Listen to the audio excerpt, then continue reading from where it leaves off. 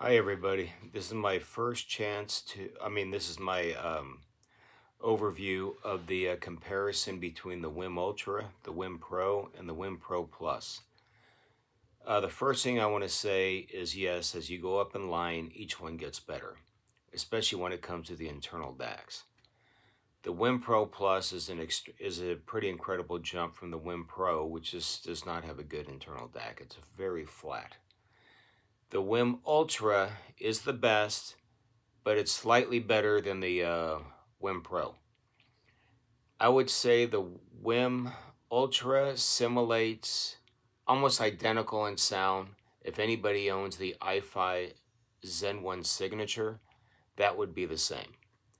So, if that's a good DAC to you, yes, I would buy this one and use the internal DAC.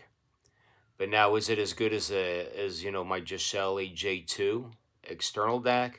It's the one with the Sparkos upgrades, and I also got the better AKM chips. Not even close. The external DAC is just better. So if you have, people are going to ask if you have the WiiM Pro, the WiiM Pro Plus, or the WiiM Ultra, is it worth the money to go up?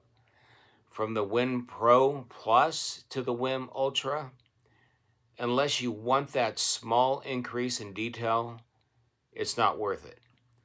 Is it worth it over the WiiM Pro? If I'm using an external DAC, no, it won't be that much of an improvement using the external DAC. They all sounded great. But is it worth it over the WiiM Pro? Yes, absolutely. It's much better sound. It's just better.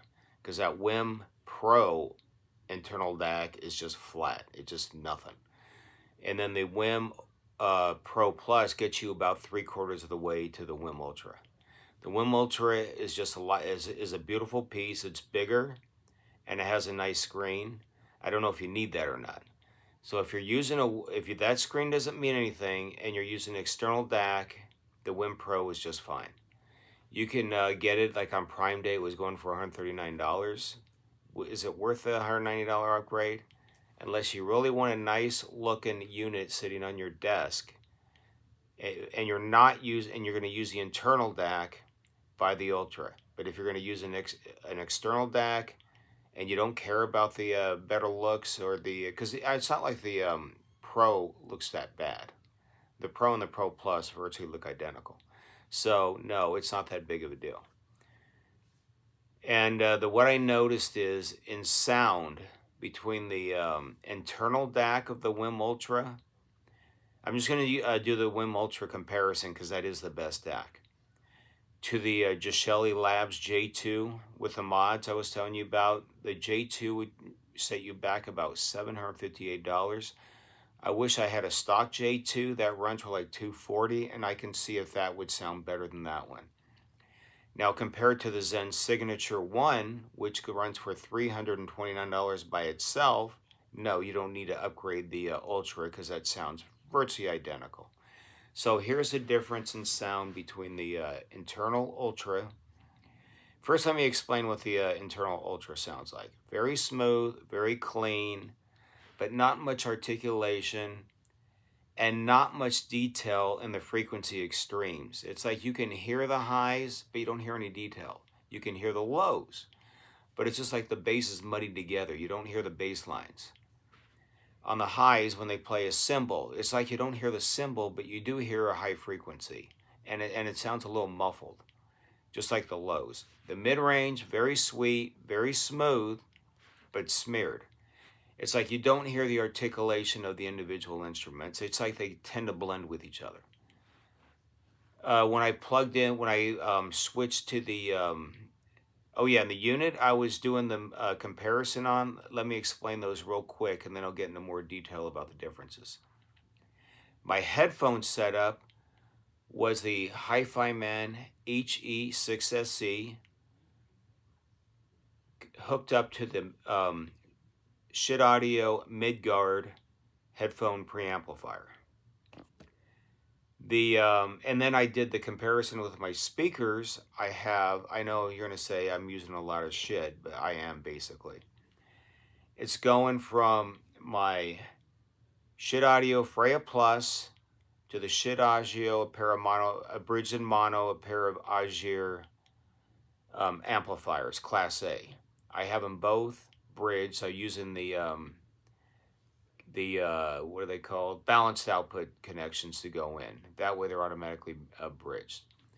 And the differences I heard in sound quality on one and the other is virtually the same. So I'm just going to go by what I heard on the headphones because I did those the most recent and they're in my head, but everything was similar. I was listening to Come Away With Me by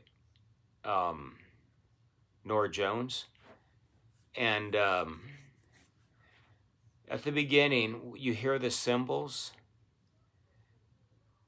With the internal Ultra DAC, you heard them, sounded nice, but with the J2, you can actually hear the cymbals. It sounded like cymbals. When you go to the bass, it sounded just like a muddy thump, thump, thump. With the J2, you can actually hear the rumble of the low frequencies, the rumbling of the sound. The mid-range, like let's say guitars, her voice with the Ultra sounded very sweet, very nice, but it just didn't sound full and realistic. It sounded like it was relaxed and laid back. And when the guitar came in, and then maybe a little bit of the upper drums, a little bit of piano, they just sounded like they just blended and smoothed each other out. So it was like pleasing, very enjoyable. For 90% of you out there, it'll be just fine. But if you want that extra, with the J2 external DAC, all the separations came out. I mean, you can just like hear the guitar by itself, like it's its own instrument. The piano was its own instrument. Her voice was just nice and just fit in perfectly. And then I did a few more songs, same thing. And then I did an old song just to get a different type of sound. I did Atomic by Blondie. And in the middle of the song, when they start getting that thump, thump, thump, thump bass, with the Ultra, it kind of softened it. It didn't like say, here I am. With the J2, it just played it back perfectly. You could just hear it crystal clear. And the J2 had the same clarity. I still think the Ultra was slightly better going into the J2 than the maybe the WiiM Pro, but just so slightly. All three of them, though, you could just hear that bass note all by itself. And then there's a song out there which is old, and it's not the best recorded, but the different instruments that come out of it is pretty incredible. Is Year of the Cat. And I forgot the singer's name. But anyway, at the end, when they start playing the different instruments, like a trombone, whatever, it just has different instruments towards the end of the song, the last couple of minutes. And the external DAC just had everything perfect. I was using Cobuzz, by the way. And everything was set at the highest resolution. And the J2 just tend to make it more relaxed and actually could make it sound better at times because since it smoothed it out, it didn't have it eased some of the harshness of that recording. But the J2 had all the instruments separated. You could just hear it. And it was like more realistic. This is like you're hearing the soundtrack directly, not through a DNA being processed here, there. It's like you're hearing the original recording directly. And then I was listening to Limehouse Blues on the Jazz at the Pawn Shop disc series, and at the beginning you hear this tap, tap, tap, tap, tap of the cymbals. The J2 just had it separated. Here it is, nice and clean. And the built-in Ultra, you could hear it, but it just didn't sound like cymbals. It just sounded like high frequencies, but it didn't sound like the cymbal. You hear the tapping of the cymbal. And then about 3-4 minutes into it, when they start playing the xylophone, the Ultra made it sound very sweet, very nice. It had its, it went back and forth, left to right. It gave it that sound stage. It sounded very pleasing. And, but it didn't, you couldn't hear the overtones like with the J2. With the J2, you could actually hear the overtones of the xylophones, like it's right there in front of you being played. So that's basically it. Is it worth buying if you don't have one? Absolutely. I would go right to the Ultra and not buy the other two. If you have the other two and you don't care about the screen and you got a beautiful external DAC, no, it's not going to do much for you on the upgrade.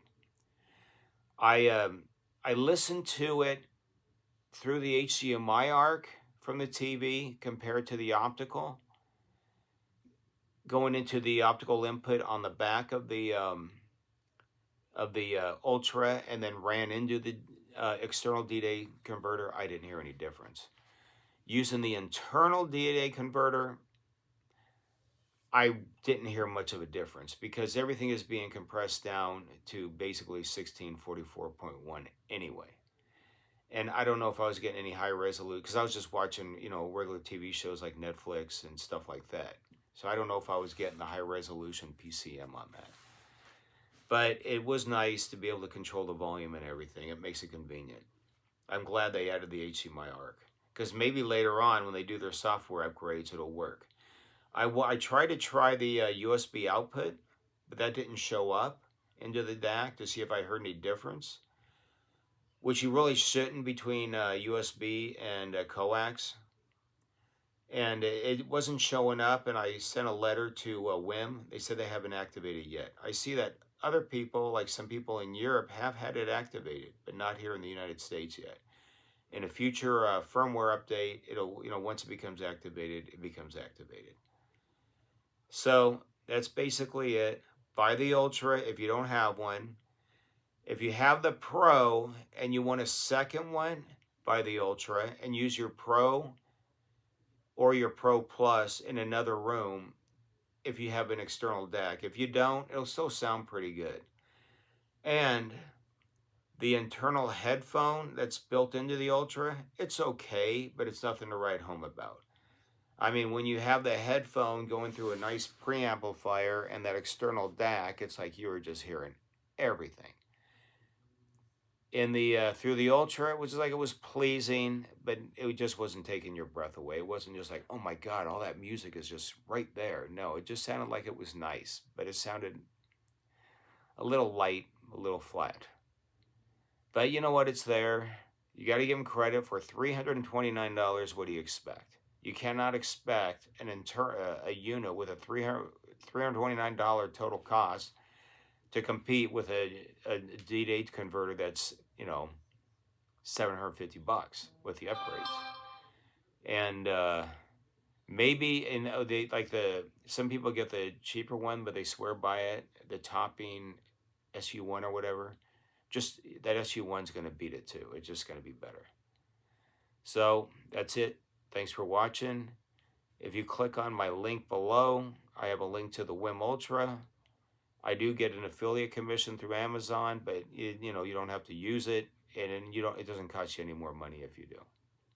And this is totally a non-sponsored video. I'm not bragging about WiiM, but it's a beautiful product. That screen on the front is very beautiful. Some people complained about it not being resolution enough. Most people, if they're going to use it for their home stereo, are going to be sitting at least 5-6 feet away from it, and it looks fantastic. It looks really good. And overall, for the money, it's an excellent performer, and it's well worth it.